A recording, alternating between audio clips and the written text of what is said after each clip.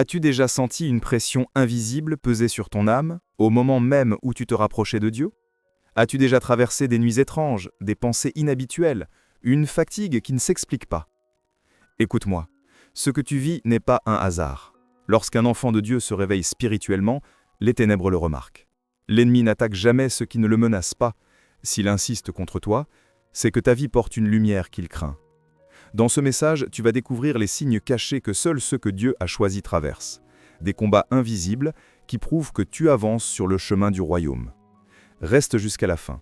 Et si ton cœur reconnaît ce que tu entends, écris simplement « Je suis attaqué parce que je suis porteur de la lumière de Dieu ». Les 10 assauts invisibles que seuls les élus de Dieu endurent.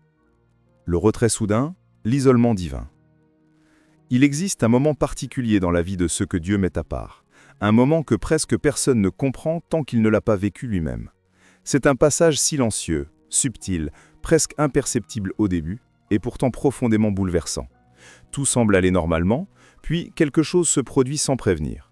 Les échanges diminuent, les liens s'effritent, les appels se font rares, les messages restent sans réponse. Autour de toi, tout se réorganise, comme si une main invisible éteignait doucement les voix de ton environnement. Et tu te retrouves face à une question qui n'a jamais cessé de troubler les élus de Dieu. Pourquoi suis-je soudain seul? L'isolement divin n'est jamais brutal. Il n'est pas comme une tempête qui casse tout sur son passage. Il ressemble plutôt au coucher d'un soleil, progressif, presque discret, mais impossible à arrêter. Tu te lèves un matin avec l'impression que quelque chose a changé autour de toi. Tu ne saurais dire quoi.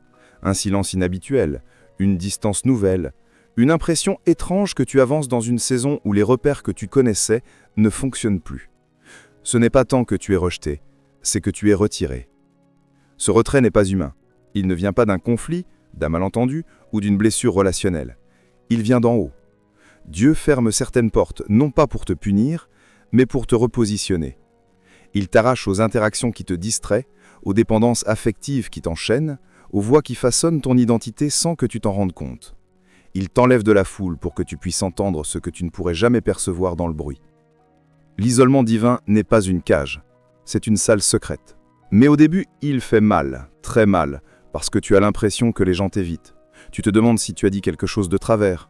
Tu scrutes ton cœur, tes gestes, tes paroles. Tu revis des situations, à la recherche d'un faux pas qui expliquerait ce vide.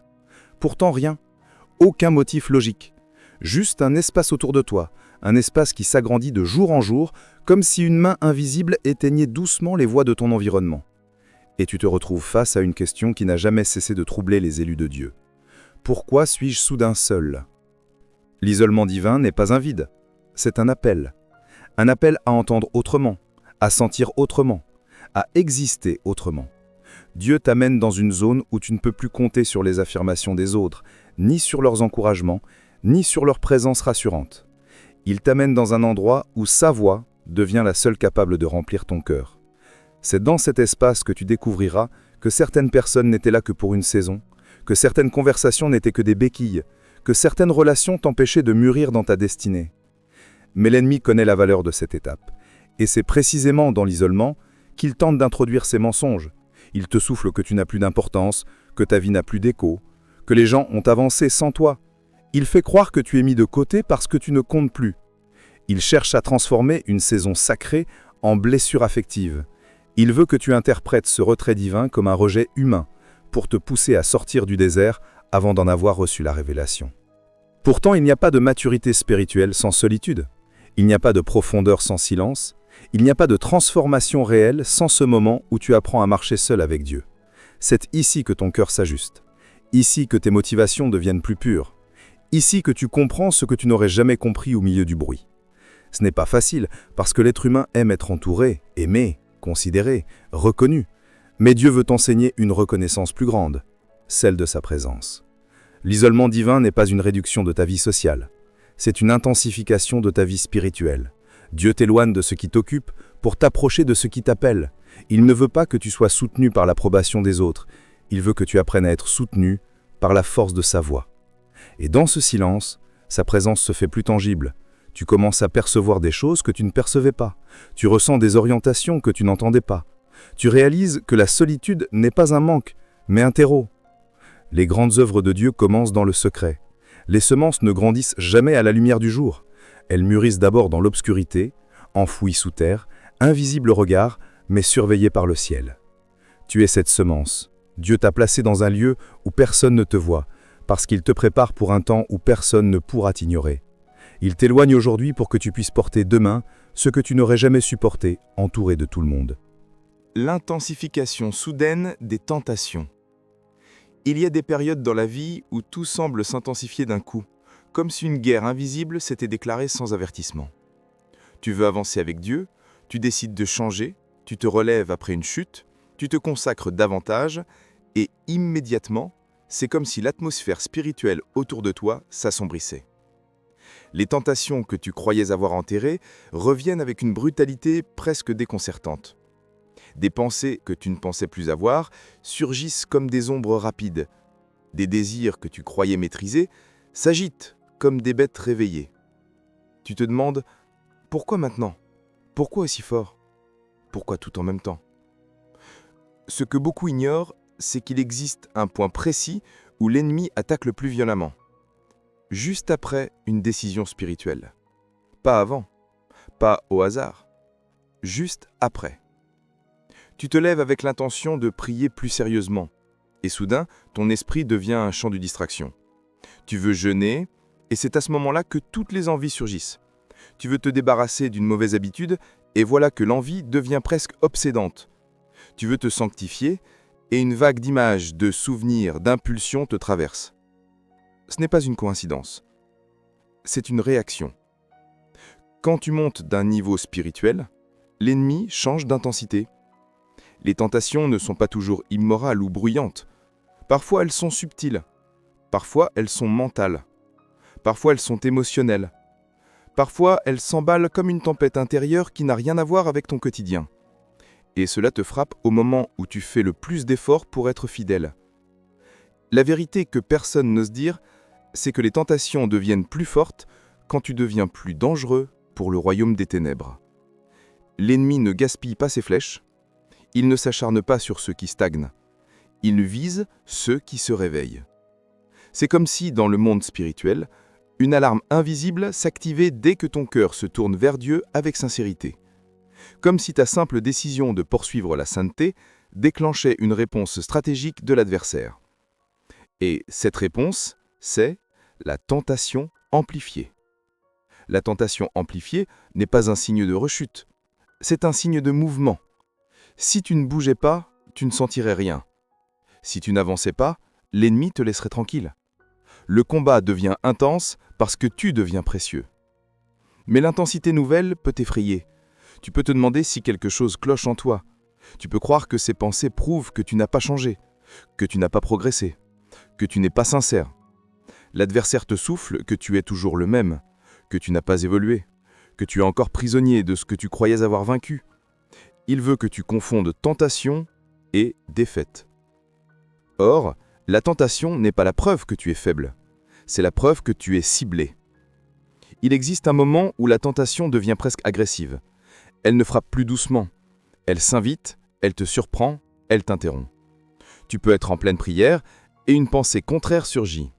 Tu veux jeûner et c'est à ce moment-là que toutes les envies surgissent. Tu veux te débarrasser d'une mauvaise habitude et voilà que l'envie devient presque obsédante. Tu veux te sanctifier et une vague d'images, de souvenirs, d'impulsions te traverse. Ce n'est pas une coïncidence, c'est une réaction. Quand tu montes d'un niveau spirituel, l'adversaire change d'intensité. Les tentations ne sont pas toujours immorales ou bruyantes. Parfois elles sont subtiles, parfois elles sont mentales. Parfois elles s'emballent comme une tempête intérieure qui n'a rien à voir avec ton quotidien. Et cela te frappe au moment où tu fais le plus d'efforts pour être fidèle. La vérité que personne n'ose dire, c'est que les tentations deviennent plus fortes quand tu deviens plus dangereux pour le royaume des ténèbres. L'ennemi ne gaspille pas ses flèches. Il ne s'acharne pas sur ceux qui stagnent. Il vise ceux qui se réveillent. C'est comme si, dans le monde spirituel, une alarme invisible s'activait dès que ton cœur se tourne vers Dieu avec sincérité. Comme si ta simple décision de poursuivre la sainteté déclenchait une réponse stratégique de l'adversaire. Et cette réponse, c'est la tentation amplifiée.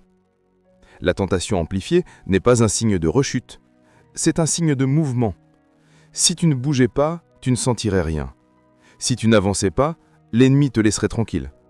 Le combat devient intense parce que tu deviens précieux. Mais l'intensité nouvelle peut t'effrayer. Tu peux te demander si quelque chose cloche en toi. Tu peux croire que ces pensées prouvent que tu n'as pas changé, que tu n'as pas progressé, que tu n'es pas sincère. L'adversaire te souffle que tu es toujours le même, que tu n'as pas évolué, que tu es encore prisonnier de ce que tu croyais avoir vaincu. Il veut que tu confondes tentation et défaite. Or, la tentation n'est pas la preuve que tu es faible, c'est la preuve que tu es ciblé.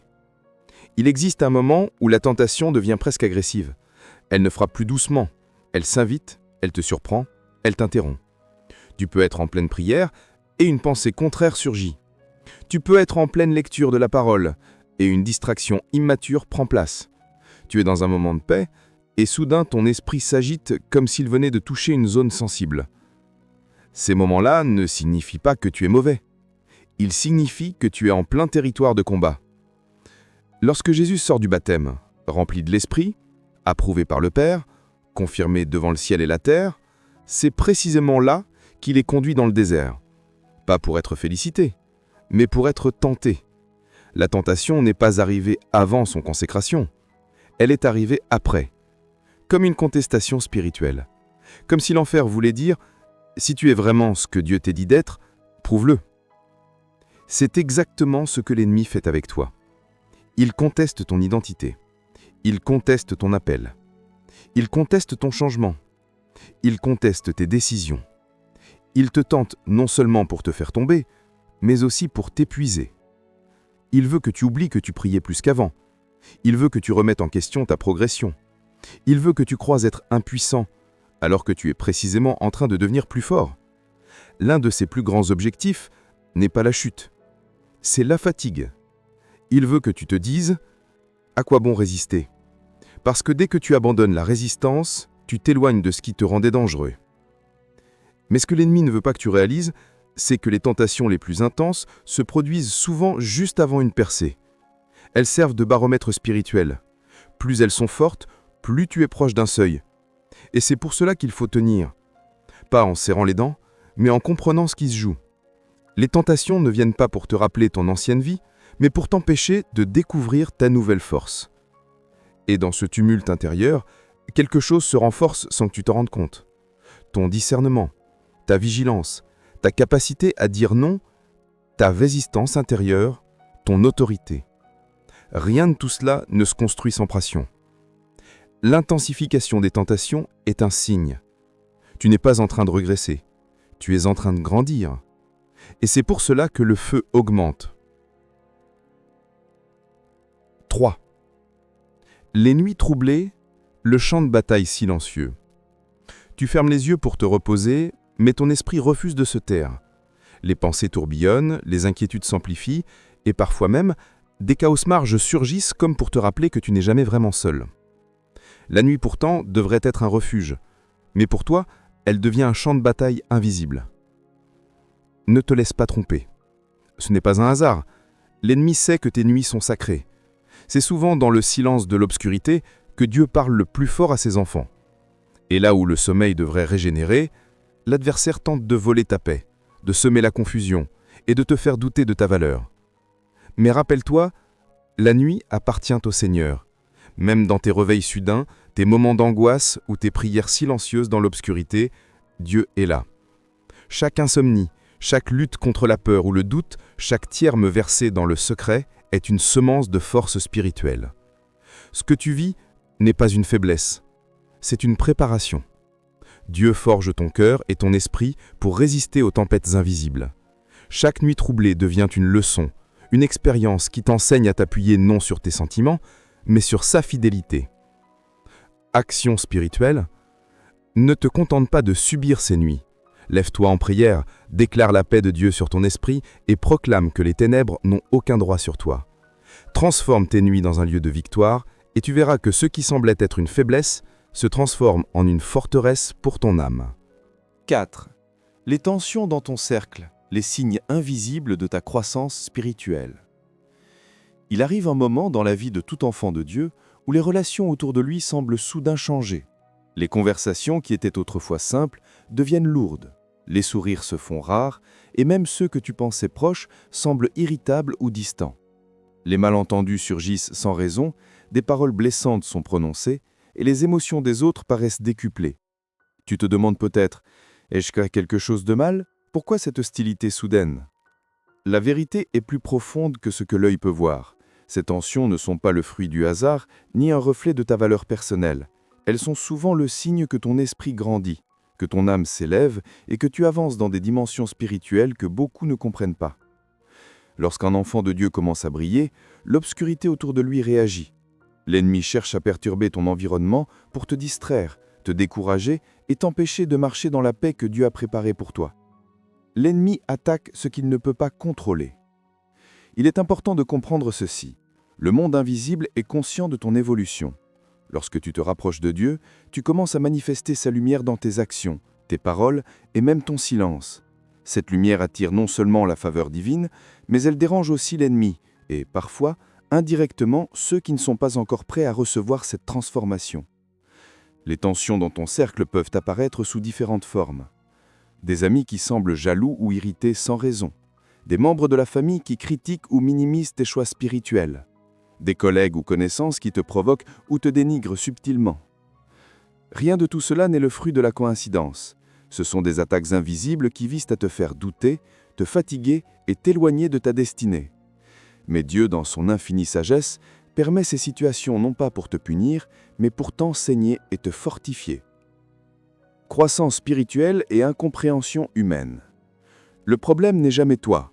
Le problème réside souvent dans la différence de fréquence spirituelle entre toi et ceux qui t'entourent. Lorsque ton cœur s'élève vers Dieu, certaines personnes restent attachées à des visions limitées ou des comportements terrestres. Elles peuvent se sentir menacées par ta lumière sans même s'en rendre compte. C'est un phénomène naturel. Tout ce qui est nouveau ou transformé semble étrange à ceux qui n'y ont pas accès. Dieu utilise ces tensions pour t'apprendre 3 choses essentielles. La patience, tu ne peux pas forcer les autres à comprendre ton chemin. La patience te permet de rester ferme dans la foi sans t'aliéner. L'humilité, même si tu avances spirituellement, tu n'es jamais appelé à écraser ou humilier. La sagesse consiste à marcher dans la lumière tout en aimant ceux qui sont dans l'obscurité. Et la dépendance totale à Dieu. Lorsque les autres te jugent ou te rejettent, tu apprends à puiser ta sécurité, ton identité et ta force uniquement en Christ. Ces leçons ne sont pas faciles à apprendre, mais elles sont cruciales. Chaque tension, chaque malentendu et chaque conflit spirituel est une occasion de croissance. Comment reconnaître la main de Dieu dans ces tensions? Il y a un test simple. Si tu sens que malgré les difficultés, ton cœur reste aligné avec Dieu et que ta foi grandit, alors tu es sur la bonne voie. Voici quelques signes que Dieu travaille à travers ces conflits. Tu ressens une paix intérieure même lorsque l'atmosphère est agitée. Tu commences à pardonner plus facilement, même quand l'autre ne le mérite pas. Tu découvres des forces et des capacités que tu ne connaissais pas auparavant, notamment la maîtrise de tes émotions. Tu trouves des solutions qui reflètent la sagesse divine plutôt que la colère humaine. Dieu transforme chaque tension en outil de perfectionnement spirituel. Ce qui semblait être un obstacle devient une rampe pour élever ton âme. Comment réagir face aux tensions dans ton cercle? Reste centré sur Dieu. Ne laisse pas les paroles ou les actes des autres détourner ton regard de ton Père céleste. La fidélité à Dieu doit primer sur l'approbation humaine. Prie pour ceux qui te perturbent. Souvent, les attaques ne sont pas dirigées par haine, mais par ignorance. La prière transforme la situation et ton cœur en instrument de paix. Évite les réactions impulsives. L'ennemi se réjouit de tes colères et de tes paroles blessantes. Chaque réaction maîtrisée devient une victoire spirituelle. Et cherche la sagesse divine. Demande à Dieu de te montrer comment agir, parler et répondre dans chaque situation afin que ta lumière ne soit jamais ternie. Les fruits cachés de ces tensions. Ce que tu vises aujourd'hui, même s'il semble douloureux, prépare ton ministère et ton témoignage. La manière dont tu gères les tensions autour de toi sera la preuve tangible de ta maturité spirituelle demain. Les personnes qui ont été formées dans le feu des relations difficiles deviennent souvent les leaders les plus solides, les mentors les plus sages et les témoins les plus puissants de la fidélité de Dieu. Dieu dit dans Ésaïe 54, 17 « Aucune arme forgée contre toi ne prospérera. » Les tensions, malentendus et hostilités qui apparaissent dans ton cercle sont des armes que l'ennemi essaie de forger. Mais si tu marches dans la foi, elles ne te détruiront pas, elles te purifieront et te fortifieront. 5. L'impression que le ciel se tait. Quand Dieu semble silencieux. Il arrive un moment dans la vie spirituelle où tout semble s'arrêter. Tu pries avec ferveur, tu jeûnes avec discipline, tu lis la parole avec passion, et pourtant, le ciel semble silencieux. Tes larmes coulent, tes supplications montent, mais aucun signe. Aucune réponse tangible ne vient. Le vent souffle, mais tu n'entends pas la voix de Dieu. La lumière semble loin, et ton cœur se demande « Dieu m'a-t-il abandonné ?» Cette impression de silence est l'une des expériences les plus difficiles pour un enfant de Dieu. Elle peut provoquer doute, découragement et fatigue spirituelle. Tu as l'impression que tes efforts sont vains, que tes sacrifices passent inaperçus, que ton combat est invisible. Mais il est crucial de comprendre ceci. Le silence de Dieu n'est jamais un signe de rejet ou d'oubli. Au contraire, c'est souvent un signe que tu es en train d'entrer dans une saison de formation profonde et intime. Le silence, une école divine. Lorsque le ciel semble se taire, Dieu ne t'a pas laissé tomber. Il t'invite à apprendre à le chercher par conviction et non par confort. Le véritable disciple ne suit pas Dieu uniquement lorsqu'il ressent sa présence ou lorsqu'il reçoit des bénédictions visibles. Le disciple marche dans la foi, même lorsque le silence semble l'étouffer. C'est dans ces moments que Dieu te forme pour apprendre la patience et la persévérance. La foi ne dépend pas de ce que tu vois, mais de ce que tu crois. Chaque instant de silence t'enseigne à t'ancrer dans la certitude de ses promesses. Développer une intimité réelle. Quand Dieu ne parle pas à travers des signes visibles, il te pousse à écouter avec ton cœur, à méditer profondément et à prier avec authenticité. L'absence de manifestation externe transforme ta prière en un dialogue intime avec lui. Purifier tes motivations. Parfois, nous cherchons Dieu pour ce qu'il peut nous donner. Le silence révèle si notre désir est pour lui ou pour les bénédictions. Ceux qui persistent malgré le silence montrent que leur amour pour Dieu est pur et sincère. L'illusion de l'inaction divine. Le silence peut sembler être une absence, mais en réalité, Dieu agit dans le secret. La Bible dit dans Ésaïe 64,4 « Depuis longtemps, on n'a entendu ni compris, depuis longtemps on a vu d'autres dieux que toi agir pour ceux qui espèrent en lui. » Même lorsque tout paraît immobile, Dieu travaille dans le cœur, dans les circonstances et dans ton esprit. Les racines de ta foi s'enfoncent plus profondément, tes armes spirituelles se forgent et ton caractère se renforce. Le silence n'est pas une période vide, c'est un temps de gestation divine.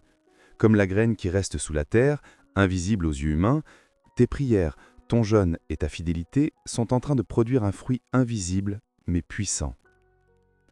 Comment traverser le silence avec foi ? 1. Maintiens la discipline spirituelle. Ne laisse pas le silence te pousser à l'abandon. Continue à prier, à méditer et à adorer, même lorsque tu ne ressens rien. La constance construit la force intérieure. 2. Cherche Dieu dans le secret.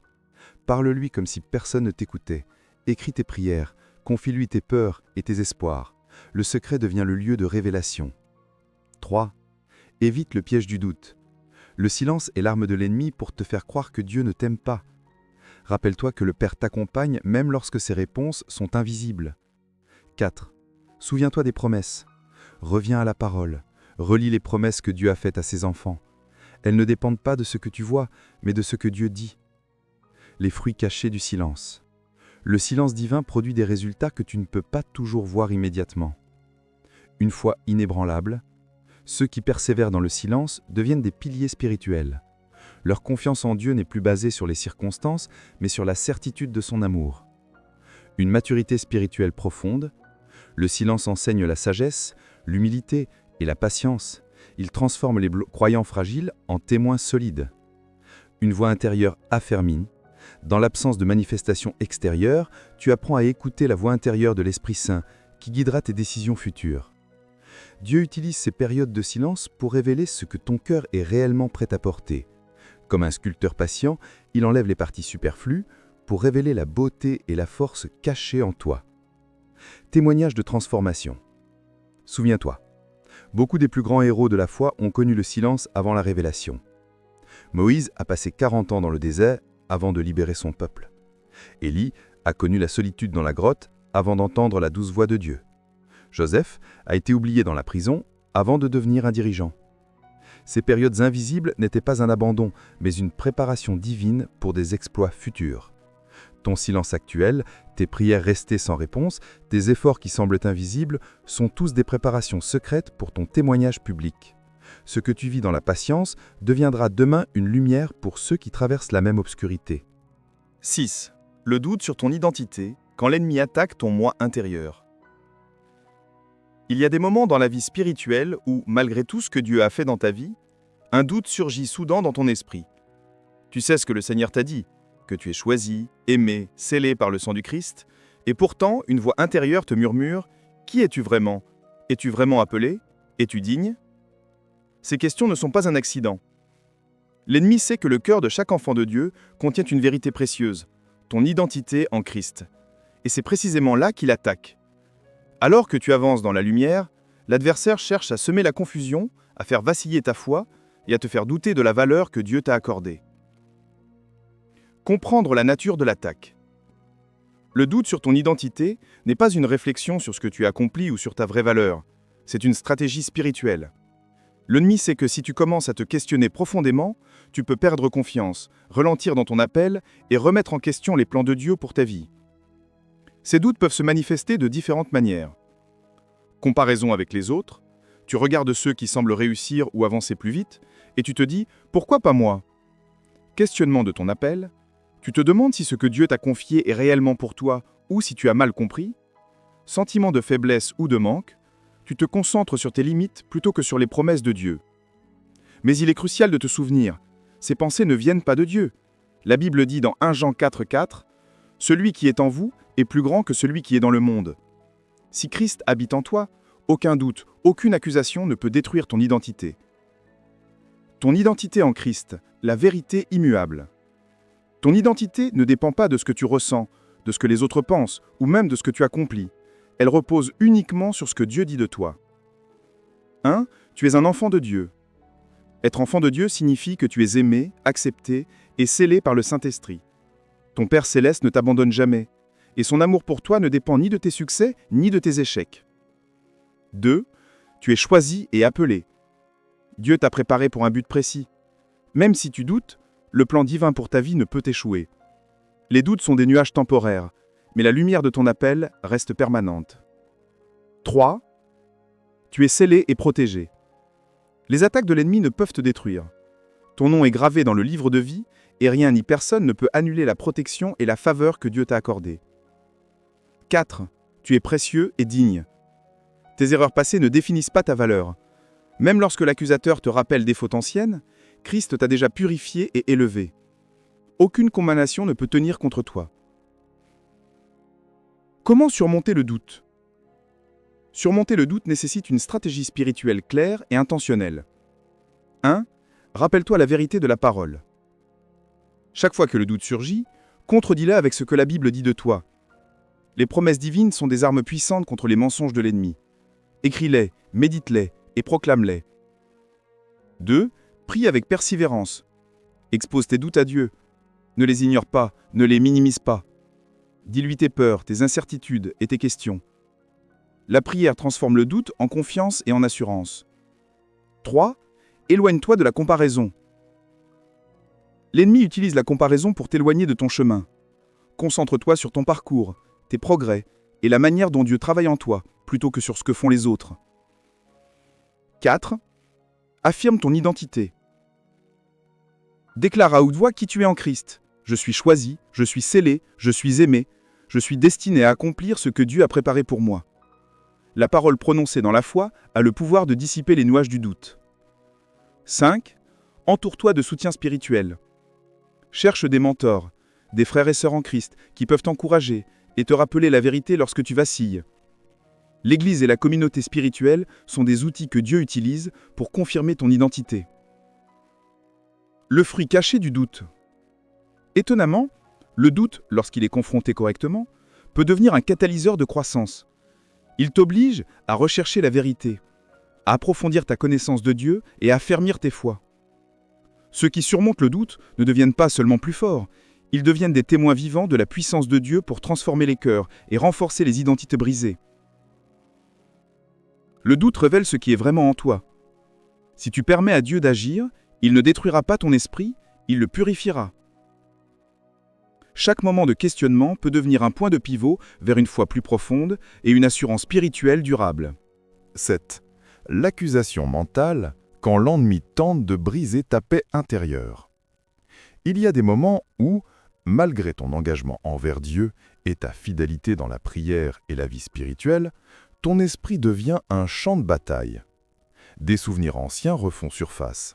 Des erreurs du passé semblent se multiplier dans ton esprit et une voix intérieure insiste « Tu n'es pas digne, tu as échoué, Dieu ne peut pas t'utiliser ». Ces pensées ne viennent pas de toi et certainement pas de Dieu. Ce sont des accusations mentales, des attaques invisibles destinées à t'éloigner de la paix et de la confiance que tu devrais avoir dans le Seigneur. L'ennemi sait exactement où frapper. Ton esprit. Là où tu devrais être libre, il cherche à t'enchaîner avec des chaînes invisibles de culpabilité, de honte et de condamnation. Comprendre l'accusation mentale. L'accusation mentale n'est pas un simple doute ou une inquiétude passagère. C'est une stratégie consciente de l'ennemi pour ébranler ta confiance en toi-même et en Dieu, te faire douter de ton appel et de ton identité, te faire revivre des erreurs déjà pardonnées pour te maintenir dans la culpabilité. Il est crucial de reconnaître que ces pensées ne reflètent pas la réalité spirituelle. Si Christ t'a lavé, si tes péchés ont été pardonnés et que ton cœur est pur devant Dieu, aucune accusation ne peut tenir. La Bible le dit clairement dans Romains 8, 1. Il n'y a donc maintenant aucune condamnation pour ceux qui sont en Christ Jésus. Les différentes formes de l'accusation mentale. 1. Le rappel obsédant des fautes passées. Même les erreurs déjà confessées et pardonnées peuvent revenir comme pour te torturer. L'ennemi sait que si tu remets en question ton passé, il peut semer la peur de ne jamais être digne de l'avenir que Dieu te prépare. 2. La voix intérieure négative. Une pensée persistante peut te répéter que tu n'es pas assez bon, assez spirituel, assez fidèle. Elle transforme ta perception de toi-même en une prison mentale. 3. Les comparaisons destructrices. L'ennemi cherche à te faire regarder les autres et à te convaincre que tu es inférieur ou incapable. C'est un mensonge qui te vole la paix et la confiance.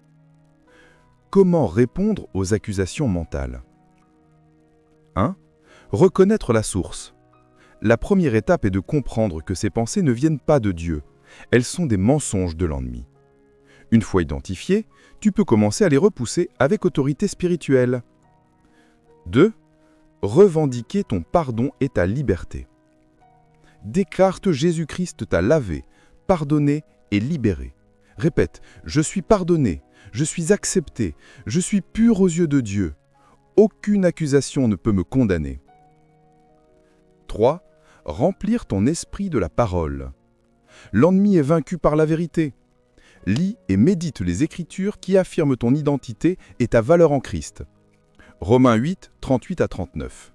Ésaïe 54, 17. 1 Jean 1, 9. La parole devient une armure pour ton esprit. 4. Pratique la prière de combat spirituel. Parle à ton esprit et à l'ennemi, avec autorité. Dans le nom de Jésus, je rejette toute accusation, toute honte et toute peur. Je proclame que Christ m'a lavé et que je suis libre. La parole prononcée avec foi a le pouvoir de libérer. 5. Chercher l'aide du Saint-Esprit et des menteurs spirituels. Parfois, les accusations mentales sont si puissantes qu'elles demandent un soutien extérieur. Un conseiller spirituel, un mentor ou un frère en Christ peuvent t'aider à voir la vérité et à renforcer ta foi. Les fruits de la victoire sur l'accusation mentale. Lorsque tu persévères dans la vérité et la foi, plusieurs transformations se produisent. Paix intérieure retrouvée, les chaînes invisibles se brisent et ton esprit connaît la tranquillité. Foi affermie, Chaque victoire sur l'accusation mentale augmente ta confiance en Dieu et en ton identité. Témoignage puissant.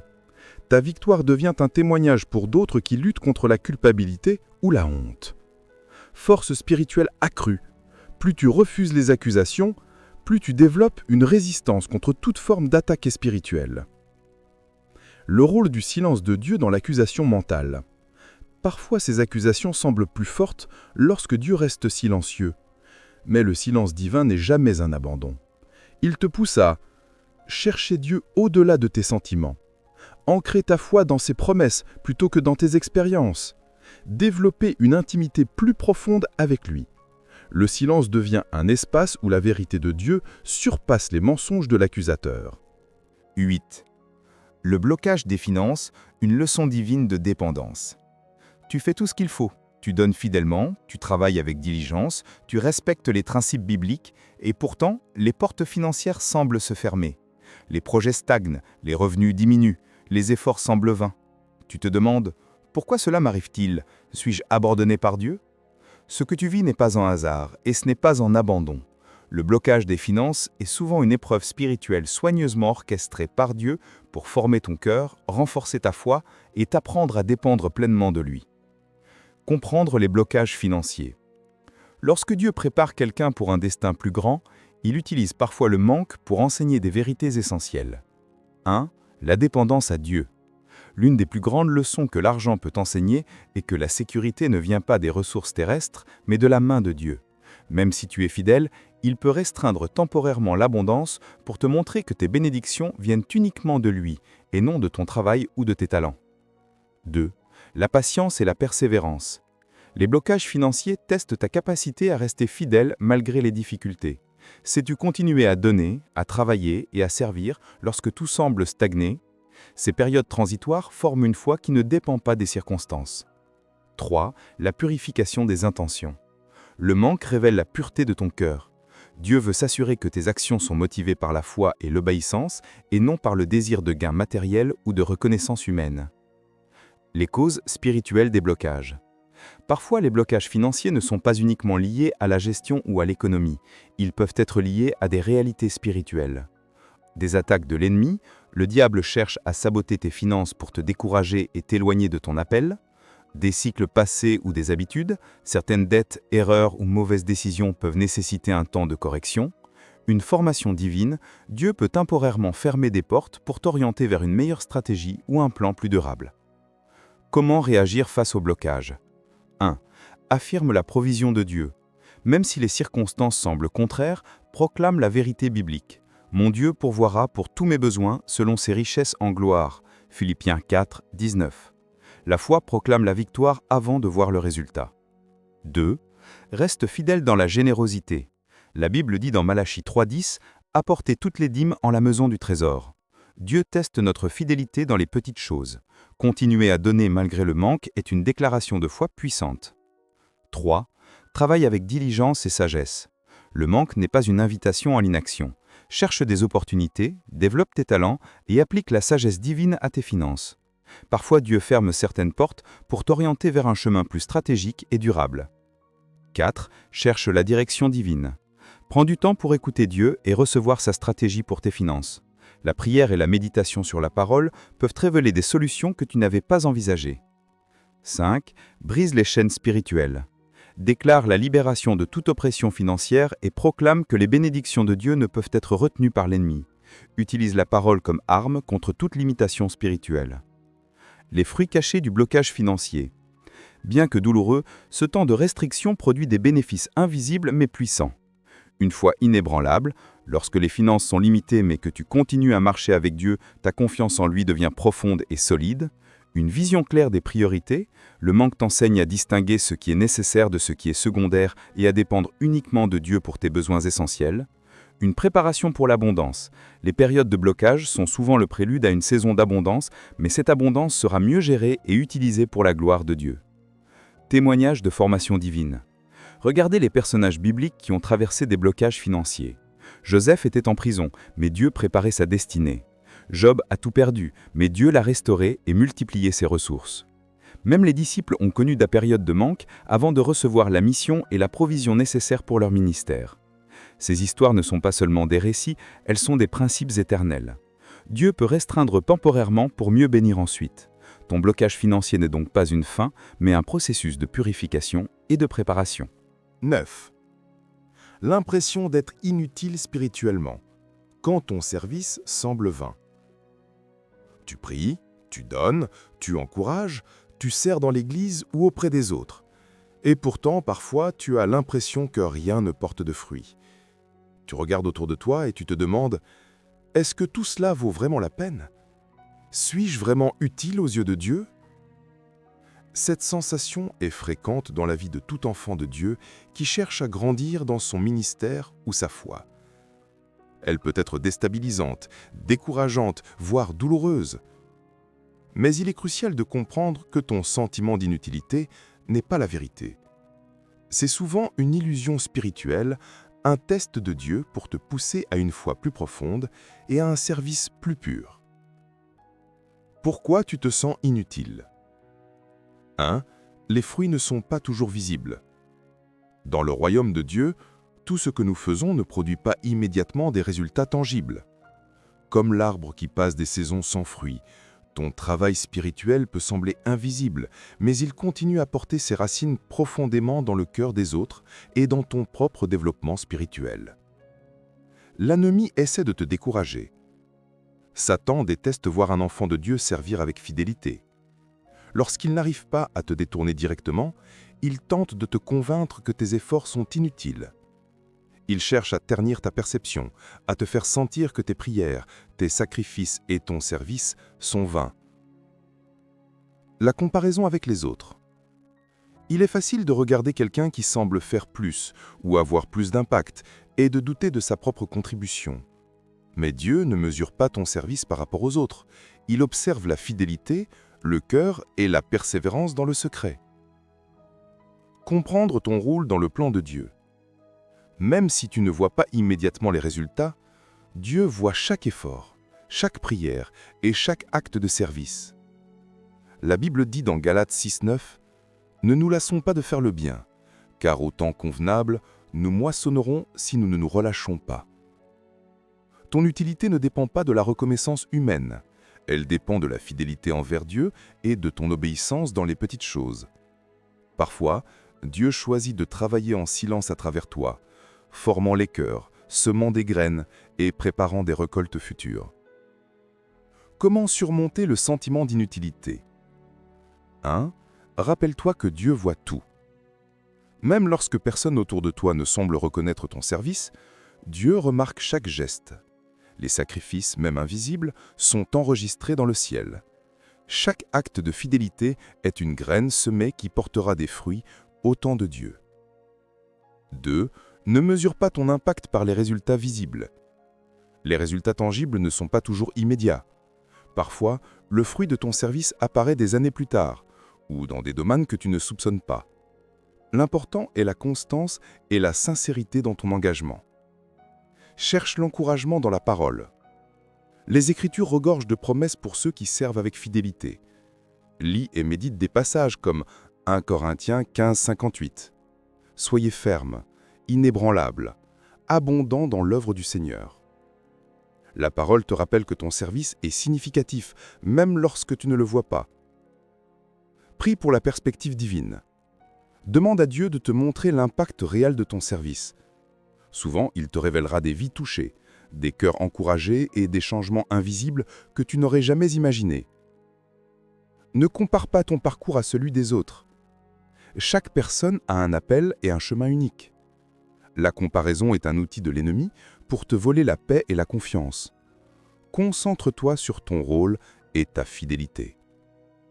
Les fruits cachés de la fidélité invisible. Même si tu te sens inutile, ton service produit un impact que tu ne peux pas toujours percevoir. Formation spirituelle personnelle. Chaque acte de service, même petit, forge ton caractère, renforce ton cœur et développe ta patience. Préparation pour des responsabilités plus grandes. Dieu utilise ces périodes de fidélité invisible pour te préparer à des ministères et des responsabilités plus étendues. impact secret sur les autres. Parfois, ton influence touche des personnes que tu ne connais pas ou dont tu ne sais rien. Une parole, un acte de gentillesse ou une prière peut transformer des vies en silence. Témoignage biblique. Pense à Joseph, qui a servi fidèlement dans la maison de Potiphar et même en prison. Pendant des années, son travail semblait invisible, mais Dieu préparait sa destinée. Pense aussi à Daniel, fidèle dans ses prières et son service, malgré le danger et l'isolement. Ces héros de la foi démontrent que la fidélité dans le secret prépare la gloire dans le visible. 10. La solitude face aux révélations. Quand Dieu t'élève en secret. Il y a des moments dans la vie spirituelle où Dieu t'ouvre des portes que personne d'autre ne peut voir. Il te parle dans le secret, te révèle des vérités profondes, des visions ou des compréhensions que peu de personnes autour de toi peuvent saisir. Et pourtant, au lieu de joie complète, tu te sens souvent seul. Tu parles de ce que tu as reçu et tu es confronté à l'incompréhension, au scepticisme ou même à la moquerie. Tu te demandes pourquoi personne ne comprend ce que Dieu m'a montré. Cette solitude n'est pas un hasard. Elle est un signe puissant que Dieu te prépare à porter quelque chose de sacré, de précieux et de divin. La révélation spirituelle est un trésor que le monde ne peut toujours pas comprendre. Et c'est souvent dans l'isolement que Dieu choisit de travailler le plus profondément. Comprendre la solitude des révélations. La solitude face aux révélations n'est pas un rejet ni un abandon. Elle survient pour plusieurs raisons. 1. Préservation du sacré. Dieu confie parfois des visions, des missions ou des secrets à ses élus pour les protéger. Le monde, ou même ceux que tu aimes, pourraient ne pas être prêts à recevoir ces vérités. La solitude devient un voile protecteur, un lieu où Dieu peut te former sans interférence. 2. Formation du caractère. Porter une révélation divine nécessite patience, humilité et discernement. La solitude enseigne à gérer ses dons avec sagesse et intégrité, plutôt que de chercher reconnaissance ou validation humaine. 3. Préparation à un ministère futur.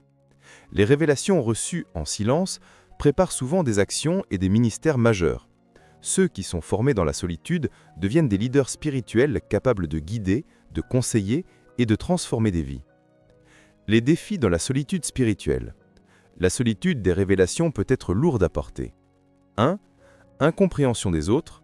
Tes paroles peuvent sembler exagérées, tes visions étranges ou même tes conseils trop profonds pour ton entourage immédiat. 2. Sentiment d'isolement. Tu peux te sentir seul, même au milieu de la foule, parce que personne ne peut réellement partager ton expérience. 3. Tentation de douter. L'isolement peut provoquer des questions sur la véracité de tes visions ou la valeur de ton rôle. Mais Dieu utilise ces moments pour te rapprocher de lui, te purifier et t'enseigner à marcher dans la foi, même lorsque personne autour de toi ne comprend. Comment vivre cette solitude avec foi ? 1. Cherche Dieu en profondeur. La solitude devient une occasion de développer une intimité intime avec le Seigneur.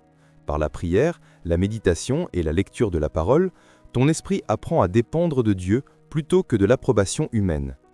2. Garde les révélations avec discernement. Certaines révélations sont destinées à être mises en pratique immédiatement. D'autres sont des semences pour le futur. Prends le temps de discerner ce que Dieu te montre et comment le partager au moment approprié. 3. Affermis ton cœur dans la patience. La patience est essentielle. Dieu révèle sa sagesse progressivement. La solitude t'enseigne à attendre, à mûrir et être prêt à agir au moment parfait, sans précipitation ni précipitation humaine. 4. Protège ton esprit contre l'ennemi. L'ennemi tente souvent de te décourager, de te faire douter ou de t'approprier tes visions pour te faire peur. Prie avec autorité et déclare que chaque révélation reçue est protégée par le sang de Christ. 5. Écris tes révélations. Note tout ce que Dieu te montre. Les journaux spirituels deviennent des archives sacrées, des guides pour toi et un jour pour ceux qui recevront la bénédiction à travers ton témoignage. Les fruits de la solitude face aux révélations. La solitude n'est jamais stérile, elle produit des fruits puissants. 1. Maturité spirituelle. Celui qui vit seul avec Dieu apprend à écouter, à obéir et à marcher dans la vérité sans validation humaine. 2. Discernement profond. Les révélations reçues dans le secret développent la capacité à distinguer la voix de Dieu des influences extérieures. 3. Force intérieure. La solitude forge la résistance spirituelle et le courage de marcher dans son appel malgré l'incompréhension. 4. Témoignage puissant. Ce que tu reçois en secret deviendra une lumière pour d'autres, un message de vérité et d'espoir pour ceux qui traversent l'obscurité. Témoignage biblique. Moïse, 40 ans dans le désert avant de conduire le peuple de Dieu. Il a appris à marcher avec Dieu dans l'isolement. Élie, seul dans la grotte, il a entendu la douce voix de Dieu et a été préparé pour de grandes actions prophétiques. Paul, longue période de prière et d'isolement, parfois en prison, avant de transmettre les lettres qui inspirent encore aujourd'hui. Ces exemples montrent que la solitude n'est jamais une punition, mais une préparation divine pour un impact éternel. Si tu as traversé l'un de ces combats invisibles, si tu as ressenti le silence de Dieu, les doutes sur ton identité, les accusations mentales, les blocages financiers ou même l'impression d'être inutile ou seul face à des révélations, sache ceci, tout ce que tu vis aujourd'hui n'est pas un hasard. Ces épreuves ne sont pas des punitions, mais des signes que tu avances sur le chemin que Dieu a préparé pour toi. Chaque tension, chaque lutte et chaque moment de solitude façonne ton cœur, affermit ta foi et prépare ton témoignage. Ce que tu vis dans le secret deviendra un jour une lumière pour les autres. Ton combat est un tremplin pour ton destin. Aujourd'hui, Dieu t'invite à marcher dans la foi, à tenir ferme et à reconnaître que tu es porteur de sa lumière, même au milieu des attaques et des incompréhensions. Comme nous l'avons vu, chaque assaut, chaque blocage et chaque doute a un but, te rendre plus fort, plus proche de Dieu et plus prêt à accomplir ce que lui seul a prévu pour toi. Alors, si ton cœur reconnaît ce que tu as entendu et que tu refuses de laisser l'ennemi te voler ta paix et ta lumière, écris dans les commentaires « Je suis attaqué parce que je suis porteur de la lumière de Dieu ». Et n'oublie pas, like cette vidéo si elle t'a encouragé et renforcé dans ta foi. Abonne-toi pour ne pas manquer les prochains messages qui te guideront dans ta marche spirituelle. Commente ci-dessous pour partager ton expérience ou ton témoignage et encourager d'autres frères et sœurs dans le Seigneur. Rappelle-toi, Dieu agit dans le secret, mais un jour le monde verra ce qu'il a fait en toi. Ne doute jamais que tes luttes, ton silence et ta fidélité préparent un témoignage puissant pour sa gloire.